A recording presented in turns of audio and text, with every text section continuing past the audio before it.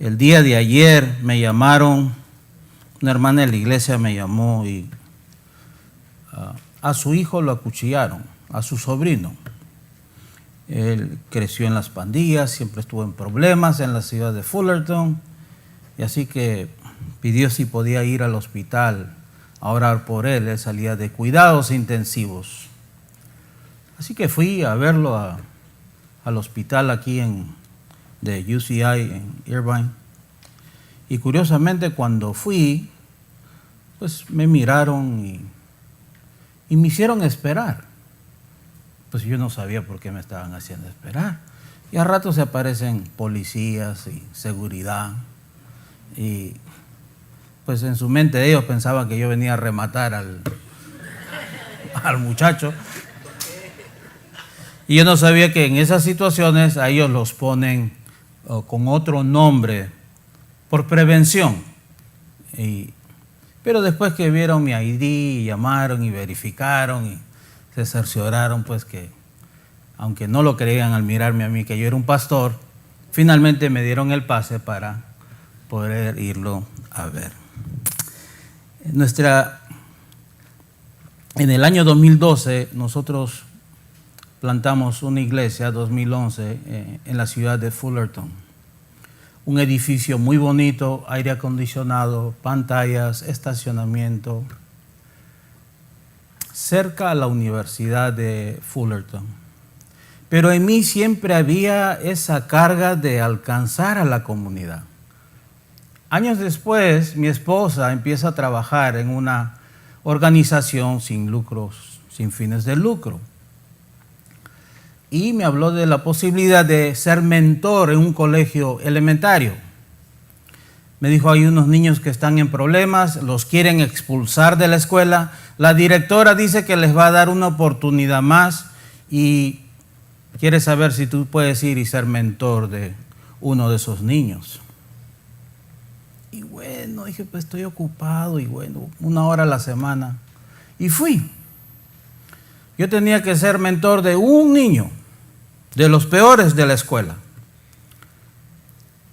Llevo mi pelota de básquetbol, una soda, le doy la pelota al niño, le doy la soda, él se va a jugar con la pelota solo y a ratito se aparecen 4 muchachos más, los amiguitos de este niño en la escuela.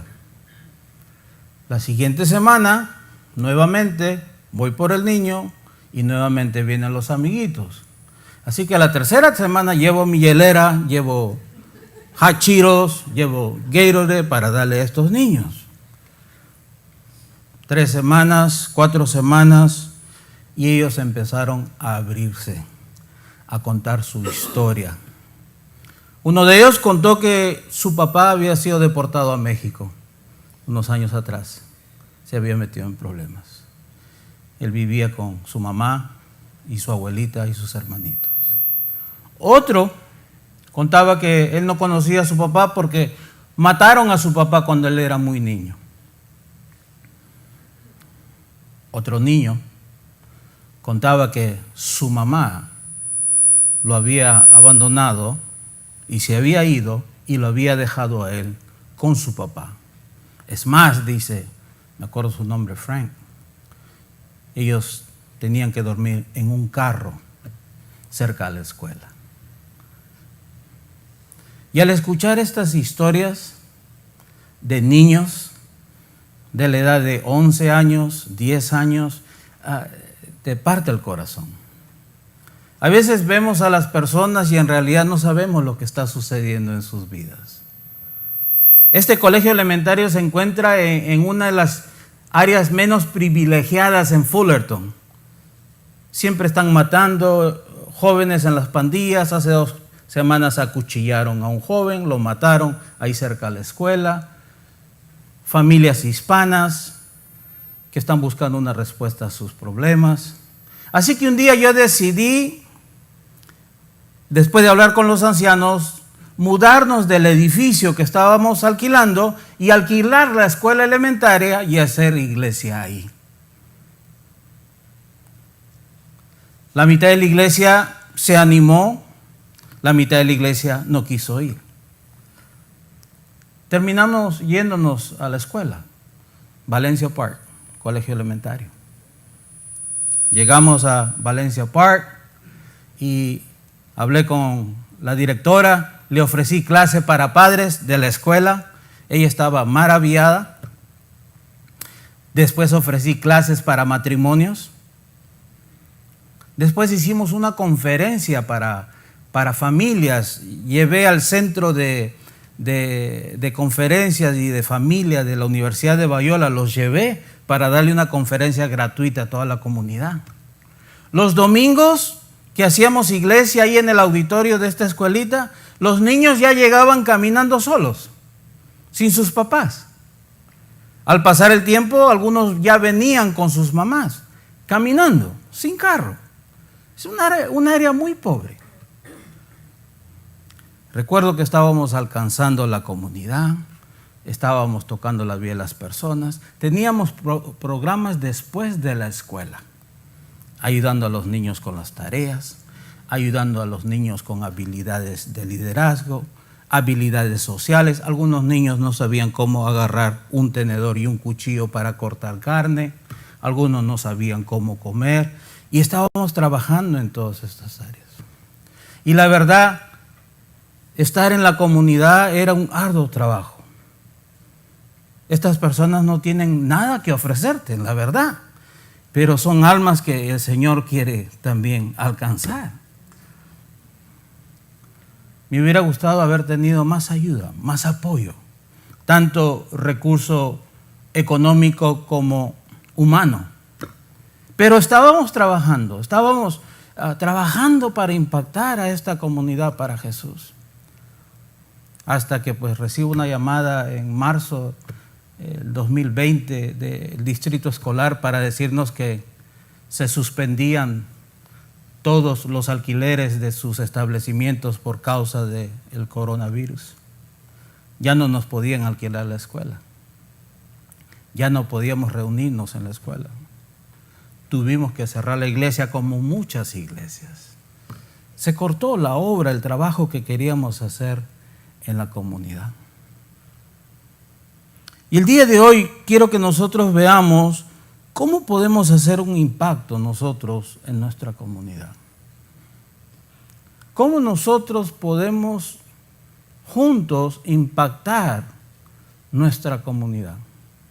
Cómo nosotros podemos realmente alcanzar a todas esas personas que aún no tienen una relación con Cristo Jesús. Y para esto quiero que vayamos al libro de Hechos, capítulo 6. Hechos, capítulo 6. Hechos, capítulo 6. Hechos, capítulo 6. Hechos, capítulo 6.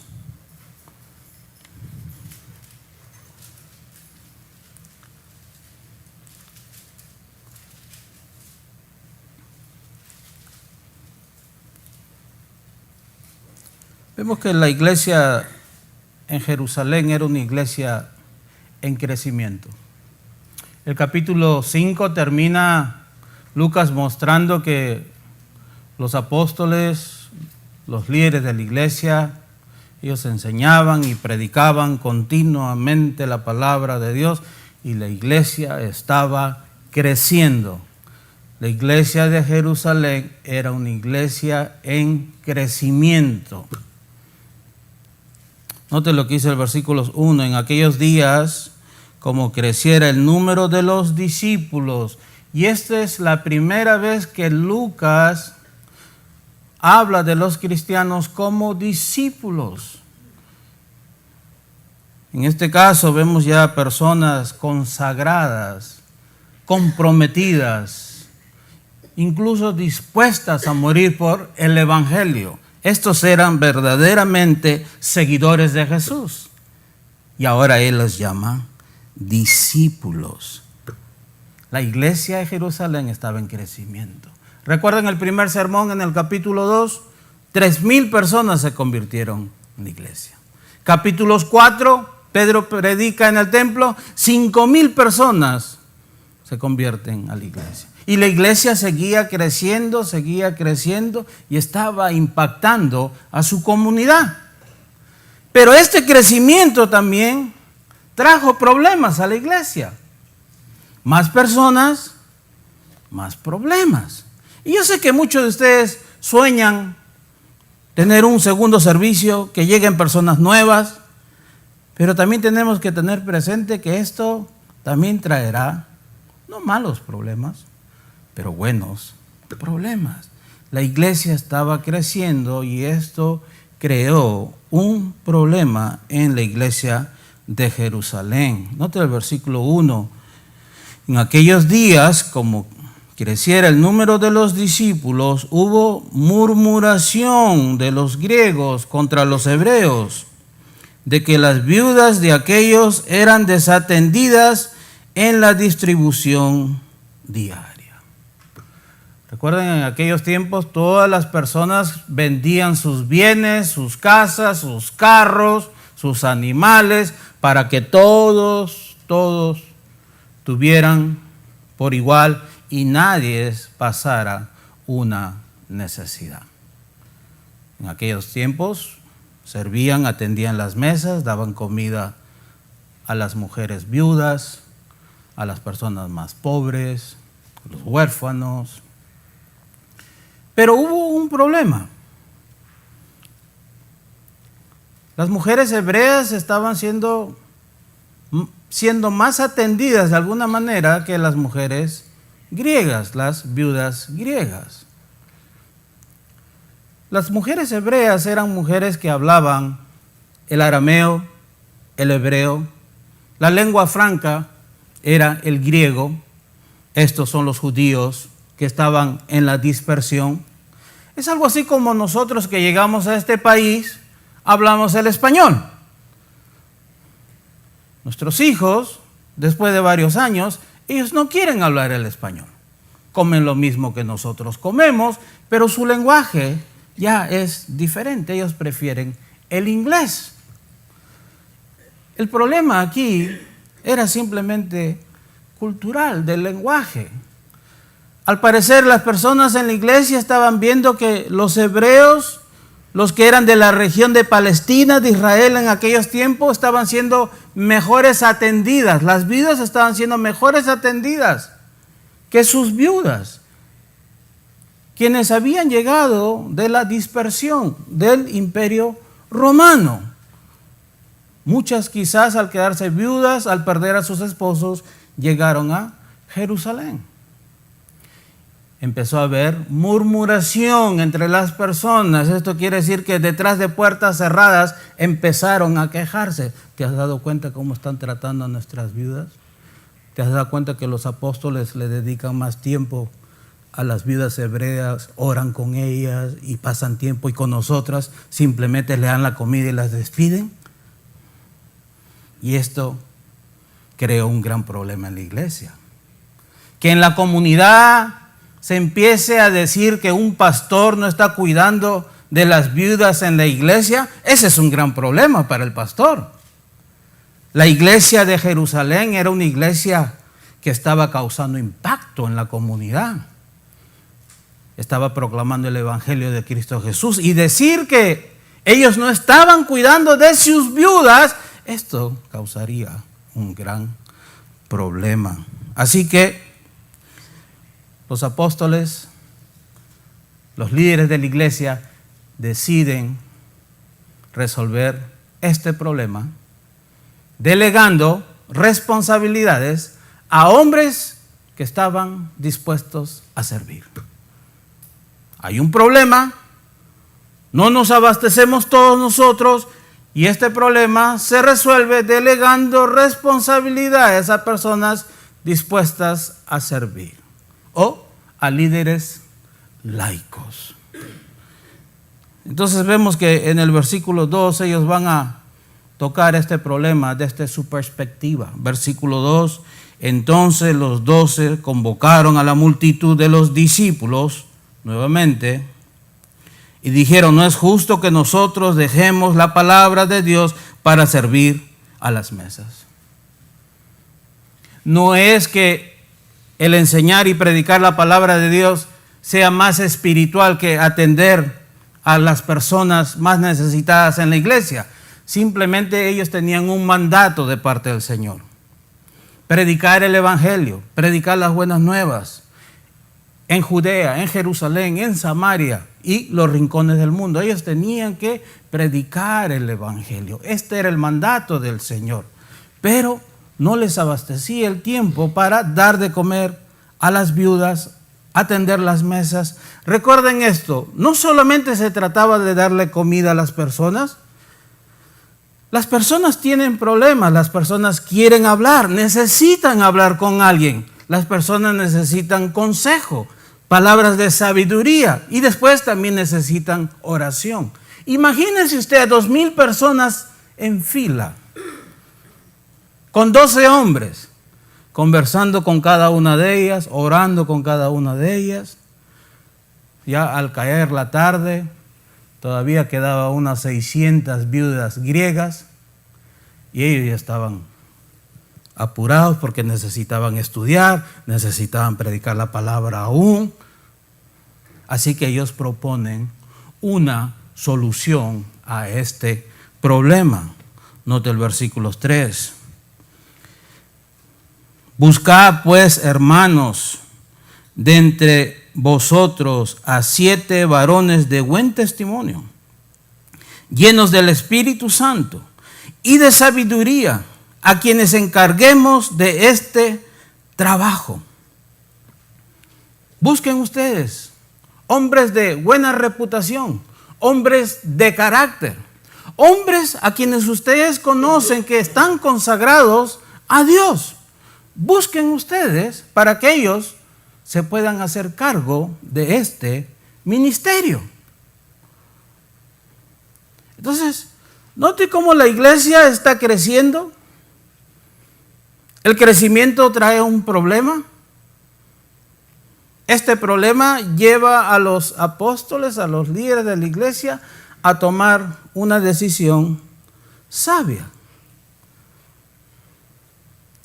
Ellos proponen, sean ustedes quienes elijan a estos hombres para que ellos se encarguen de servir en las mesas. Estamos hablando de hombres llenos del Espíritu.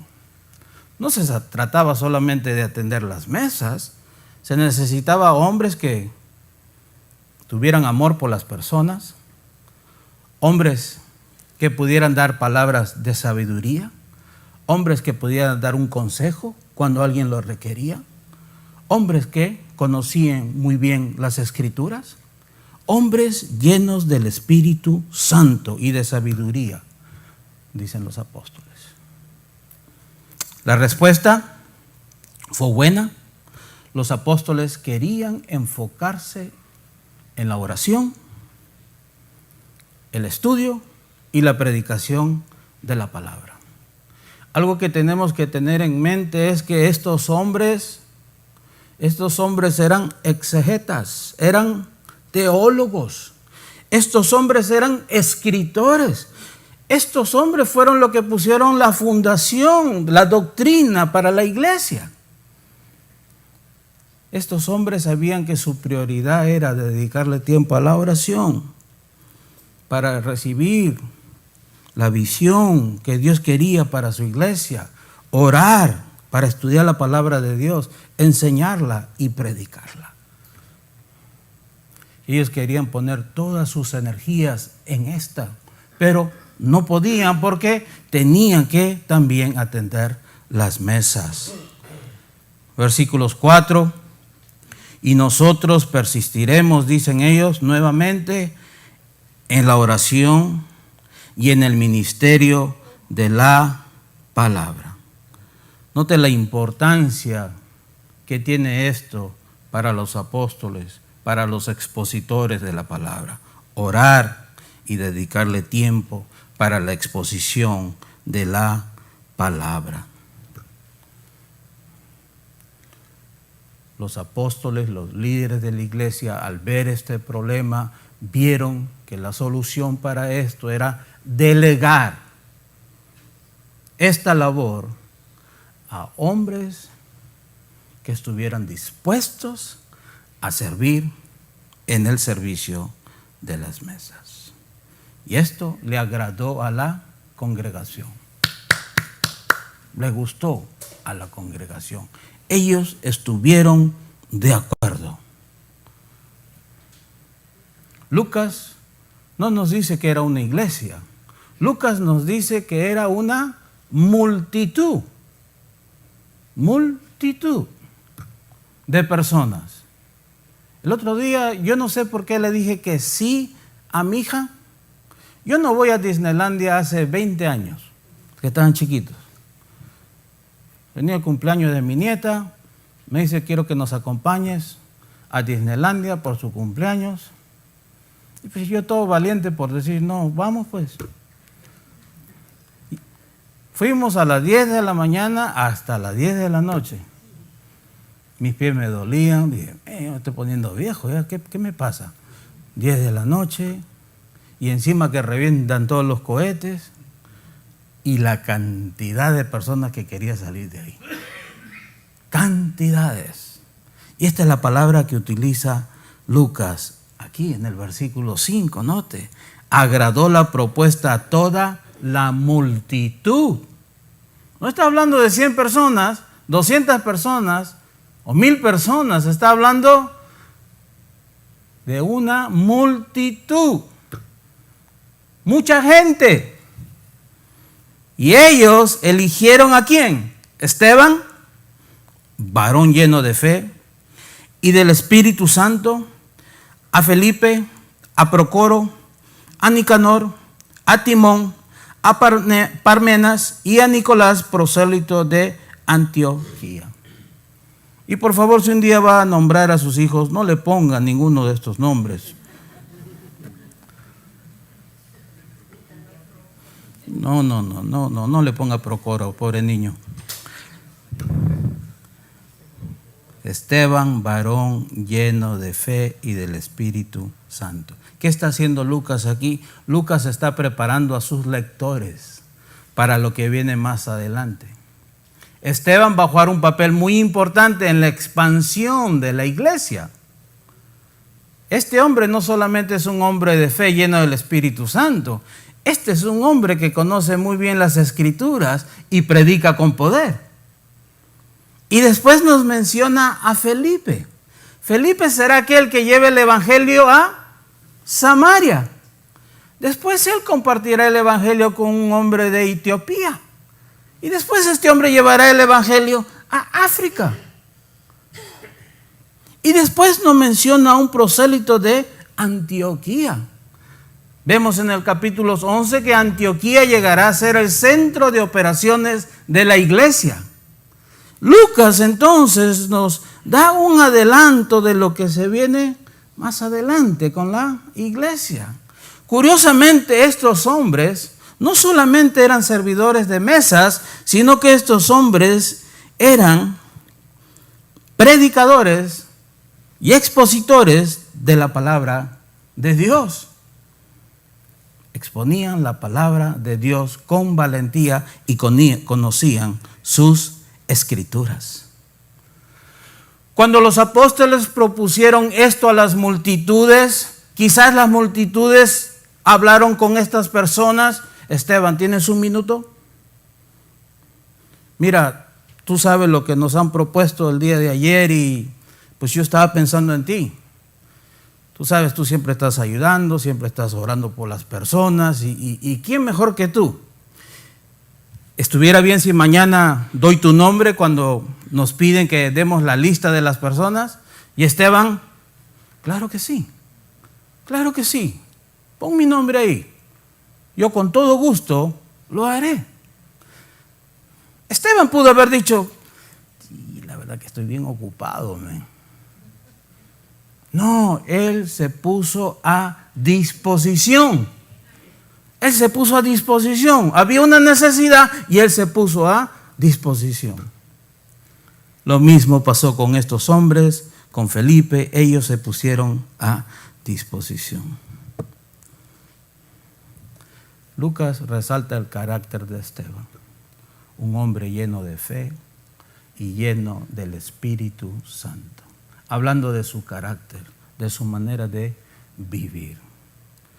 En el capítulo 7 vemos cómo él proclama las Escrituras, cómo muere como mártir y comienza la persecución de la iglesia, que logra que la iglesia salga de sus 4 paredes y lleve el evangelio a otras partes del mundo. Estos hombres entonces se pusieron a disposición de la iglesia, de los hermanos, y ahora los apóstoles quieren hacer esto una ceremonia para hacerlo oficialmente. Orar por ellos e imponer la mano sobre estos hombres. Versículo 6, a los cuales presentaron ante los apóstoles, quienes orando les impusieron las manos. O sea, esto querían hacerlo de una manera oficial. Querían mostrarle a la multitud que estos hombres iban a servir a Dios. Ellos estaban dedicados a servicio de Dios, consagrados y apartados para Dios. Esta práctica la vemos en el Antiguo Testamento. Vemos a Moisés imponiendo las manos sobre Josué. Vemos a los sacerdotes imponiendo las manos sobre otros sacerdotes. Vemos cómo el oficio también incluía la imposición de manos sobre las personas que iban a estar dedicadas al servicio de Dios. Entonces vemos cómo ellos oran por estos hombres para que ellos puedan servir, puedan orar por la iglesia, dar palabra de sabiduría a quienes lo necesitaran.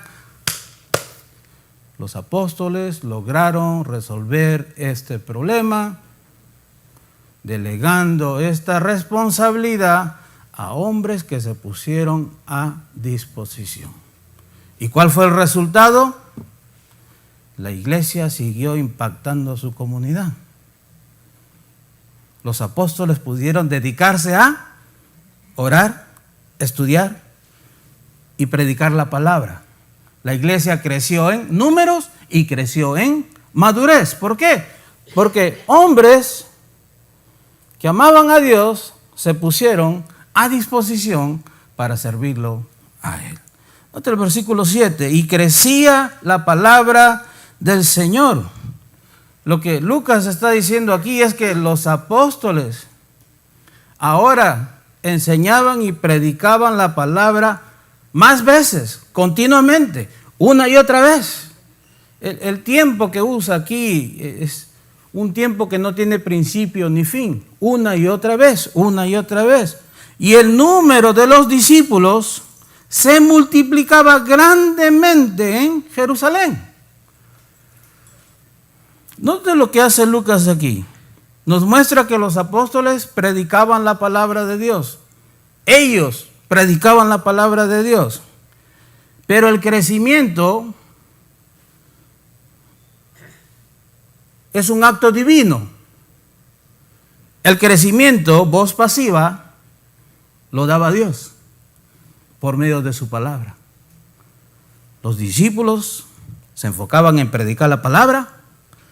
Dios usaba su palabra y traía crecimiento a la iglesia del Señor. Los discípulos se multiplicaban grandemente en Jerusalén y también muchos de los sacerdotes obedecían a la fe. Los curas se estaban volviendo a la fe. Imagínense a los curas dejando sus vestimentas y viniendo a la iglesia, entregándose al Señor. Los historiadores dicen que en aquellos tiempos existían alrededor de 18,000 sacerdotes, pero muchos de ellos se estaban convirtiendo al Señor. ¿Por qué? Porque unos hombres se pusieron a disposición para servir, para que los apóstoles se dedicaran y se enfocaran a estudiar y predicar la palabra de Dios, y el Señor continuaba dando crecimiento a la iglesia, y la iglesia en totalidad estaba impactando a la comunidad para Jesús. Entonces la pregunta que nos hacemos nuevamente es: ¿cómo la iglesia puede hacer un impacto en la comunidad? ¿Cómo nosotros podemos impactar nuestra comunidad? Simplemente poniéndonos a disposición para que se nos delegue una responsabilidad. La iglesia podrá impactar a su comunidad cuando los líderes puedan delegar responsabilidades a personas dispuestas a servir. Si todos nosotros nos ponemos a disposición para que se nos delegue una responsabilidad, entonces los líderes, los pastores, van a poderse enfocar en la visión, en la estrategia, en la predicación de la palabra para seguir alcanzando a la comunidad. Y todos juntos podremos impactar a nuestra ciudad para Jesús. Pero necesitamos personas que estén dispuestas. Personas que estén dispuestas. Quizás aquí hay un profesor de matemáticas que se está escondiendo. No levantes tu mano. Quizás tú dices, ¿sabes qué? Yo quiero ayudar 2 veces por semana, 1 hora. Quiero ayudar a niños de la escuela, de programa después de la escuela con 2 horas de matemáticas. Quizás por aquí hay un maestro de hebreo y dice, bueno, yo quiero enseñarle un poquito de hebreo a los niños de la escuela. Quizás aquí hay un entrenador que juega muy bien al fútbol. ¿Cuántos juegan fútbol aquí? ¿Nadie juega fútbol? ¿Soccer? Quizás alguien dice, ¿sabes qué? Voy a desempolvar mis zapatos de fútbol, voy a traer mis nets y mis pelotas y voy a armar una escuela de fútbol para los niños de la calle que no tienen recursos. Entonces, si todos nosotros nos ponemos a disposición para que se nos delegue una responsabilidad, entonces vamos a poder impactar juntos nuestra comunidad. La Jabra. Vamos a poder impactarla. ¿Sabes? Hoy nosotros ya no tenemos la iglesia en la escuelita, pero ahora estamos trabajando con una organización del gobierno que traen niños y jovencitos de la frontera. Tráfico humano, muchos de ellos no tienen papás, muchos de ellos han sido abandonados. Y estamos trabajando con los jóvenes de 17, 18 y 19 años en el área de transición a la vida adulta. Tenemos jóvenes de Colombia, Venezuela, muchos de Venezuela, de Honduras, de Centroamérica. Muchos que quieren aprender inglés, algunos quieren aprender a manejar, otros quieren aprender nuevas habilidades para trabajar.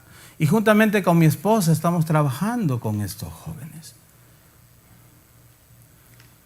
Lo que nosotros hacemos es compartimos tiempo con ellos, les ayudamos en lo que podemos, los escuchamos. Y esa es la manera en cómo nosotros estamos predicando el evangelio a sus vidas. No con nuestras voces, sino con nuestras vidas mismas. Los domingos llegan a la iglesia, hablan puro español. En la siguiente semana nos van a traer más muchachitos en Venice a la iglesia porque hablan puro español. Hay mucha necesidad en nuestra comunidad. Hay muchas personas que no conocen a Cristo Jesús. Y Dios nos quiere usar, pero tenemos que ponernos a disposición de Él. Y si nosotros lo hacemos, juntos vamos a poder impactar a nuestra comunidad. Amén. ¿Por qué no oramos? Señor, gracias.